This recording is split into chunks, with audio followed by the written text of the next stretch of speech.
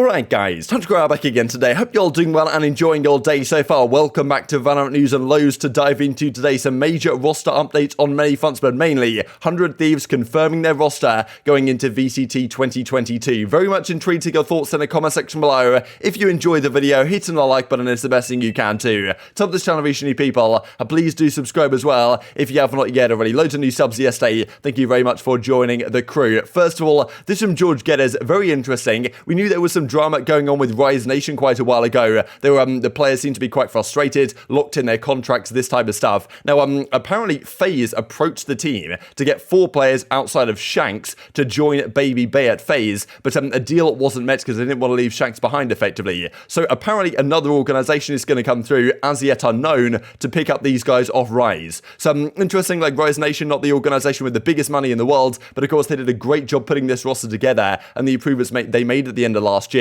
So I guess we'll stay tuned for this one. But this was interesting that the Rise guys, outside of course, Shanks, were offered $500,000 to Rise to get them to join, right? According to multiple sources with knowledge of the deal. This offer did not include the acquisition of Shanks, and apparently FaZe have not responded to all this type of stuff. But yeah, they'll still compete in the VCT. FaZe are now considering Dicey and Shot Up to joining their roster as well. So I mean, yeah, that's pretty much seemingly how things are going right now. So a deal was not met because effectively the Rise core did not want to leave Shanks behind. Of course, understandable after their performance last year. This also then from Dicey, it officially says definitely well connected to FaZe now, certainly, and well formerly of course from the 100 Thieves side. And well, this also just to mention real quick as well, because your boy Dre of LG, or at least formerly of LG, alongside a Proto, there was some drama going on there. He was discussing that it seems like a lot of well, his players might have been talking behind his back, like rumors circulating, and now it seems like he's teaming with EG, or at least scrimming with them, trialing with them potentially right now. So if he gets a spot, that'd of course be exciting. Very talented player, no doubt about it. But well, let's dive into this from the 100 Thieves side. They officially confirmed that their roster going into 2022. This of course has been rumored for quite some time.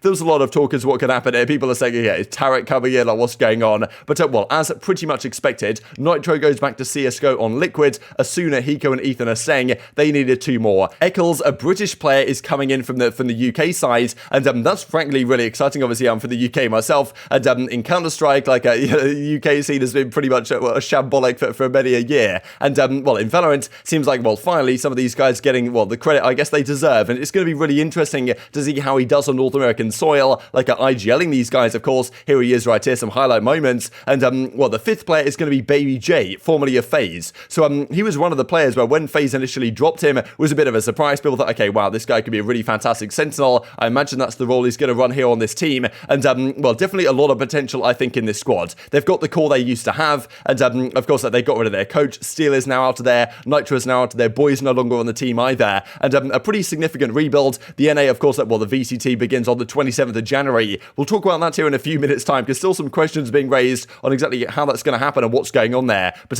yes, this is the 5-man lineup. As Ekel says, honestly speechless, officially joined 100 Thieves. Can't wait to get over to the States, meet all the boys, and prepare for a good season. That is one of the issues right now, really, because I'm pretty sure they're still, maybe the visa is sorted, but it's going to take some time for him to actually get to the States. So they can't really practice quite as they would like to as of yet. A lot of teams in NA right now are playing in these kind of like NSG tournaments and stuff to get some early practice in, but 100 of these haven't got the chance to do that yet. So I guess they might have done some online trials, but it's by no means guaranteed this team's going to hit the ground running, right, to be dominant right at the start. babybay says this is my year, so I think a lot of people are expecting, like, they seem to be pretty good. On paper, they have an awful lot of talent. Like, this is the roster of 5. Now, it is quite interesting, really, because Asuna, I imagine, is going to take up the primary duelist, like using the jet. And, I mean, look, if there's some sort of jet changes, if a jet nerf does arrive, like, that may well help 100 Thieves a lot, because some people thought, okay, are they going to try and find a duelist as their 5th player, and or what route are they going to go down? Seems like Asuna's going to take up that mantle, but the pressure is certainly on there, I suppose, compared to some of the fantastic players that other organizations have. So I like what they've done with this roster. Definitely, well, taking them in an interesting route to try and get back to the top, and I like the pickup of Eccles, especially as the new IGL. It's certainly an interesting decision. Now, of course, talking about the NALCQ, or the NA qualifier, of course, for World Challenges, there has been some talk, because, of course, the European ones have gone down, the Brazilian one has gone down, or at least the first one. The European, kind of the round 2 of the closed qualifier, the open qualifier, that type of stuff, is going on starting, I believe, today, and or maybe yesterday. And then people are saying, okay, what's going on with the NA qualifier, right? Because this is in like 10 or so days' time, and they haven't really said anything as of yet. Like, exactly what's going to be used, because we think that it might be with the new update, right? Because it's how 2 weeks weeks to have Neon in there. Like the buffs that are going on with it, the Ares and stuff like this right now are still in the game. Like, what's going to be played? Like, people seem to be kind of concerned that they might have just completely forgotten about this kind of NA qualifier. So maybe something on that front's coming this week. This also, just as Vanity says, right, any teams who made more than one roster change should 100% be playing in these smaller tourneys leading up to the VCT to get some match experience together. And as Jamie says, I thought it was kind of funny, right? Yeah, I'm a tier 1 player. I only play main events. No, we got grouped once again. This also was quite interesting, right? Because of course that T1 made a lot of changes. What if I made 4 changes? Honestly, you're kind of screwed. Like, of course, that's Steel and Curry, both of T1 right now. And this I thought was kind of interesting. As long as you agree with the coach on everything, you aren't the problem. Which is supposedly, I guess, talking about some of the players on 100 Thieves. Because we saw Nitro a few days ago. He was saying, look, Steel and the coach Frost on 100 Thieves really were at odds with how to play the game. Steel wasn't happy with what the coach thought, but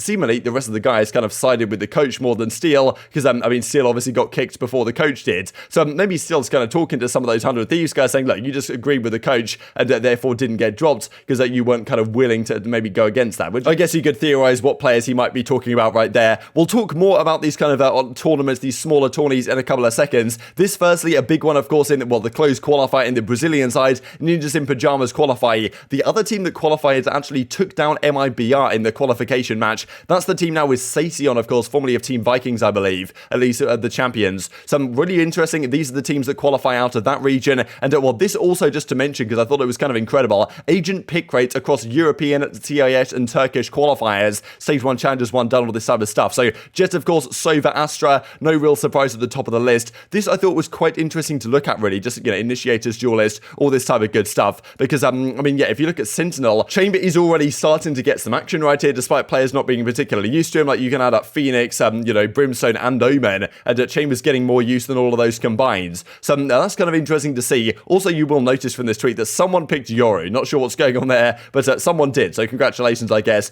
Probably they lost that series. This also just going on with these kind of online tournaments that are happening right now. The NSG ones are going on, and as George Geddes points out, bit of a rough debut for T1 as they lose to 0 marksmen. So this tourney is continuing. Of course, at the end of the day, doesn't really matter all that much what's happening in these tourneys. Just good for these teams to get practice, because that is one of the concerns, I think, with 100 Thieves, as we talked about, that they haven't really got all that much opportunity to play with this team ahead of the qualifier, which of course is going to be very important. So anyway, this is 0 marksman team. I guess we can look at the group stage first of all. So T1 lost 13-9 to 0 marksman in the best of 1. They then won their next 2 maps to make it out. There's quite a few notable teams in this one, to be honest. I think NRG might be here as well. And anyway, T1 eventually beat Built by Gamers, so they're continuing on that tournament run today. The Guard are in this one as well, as you can see. They also made it through. Pioneers are here. So definitely a lot of names that it might be good to keep your eyes on over the coming days, especially as things that start to gear up, of course, for the start of the season, especially in the North American side. And speaking of 100 Thieves, nice little clip really here from Ethan just to finish out the show. But very much intrigued to your thoughts and all this stuff in the comment section below. Hope you guys enjoyed the video. If you did enjoy it, hit in a like button. Tells the YouTube gods this is a good video. Others like you should see it as well. And I've grown the competitive Valorant community. Thank you much as always. Take care.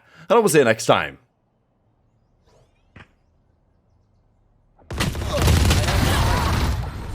Spike down, C.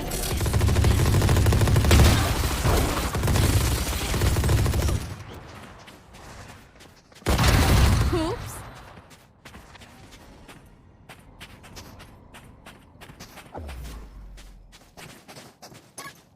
Bot coming back. Spike planted.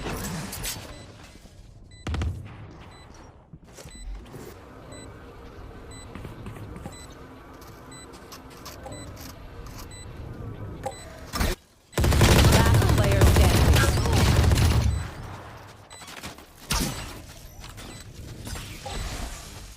One enemy remaining.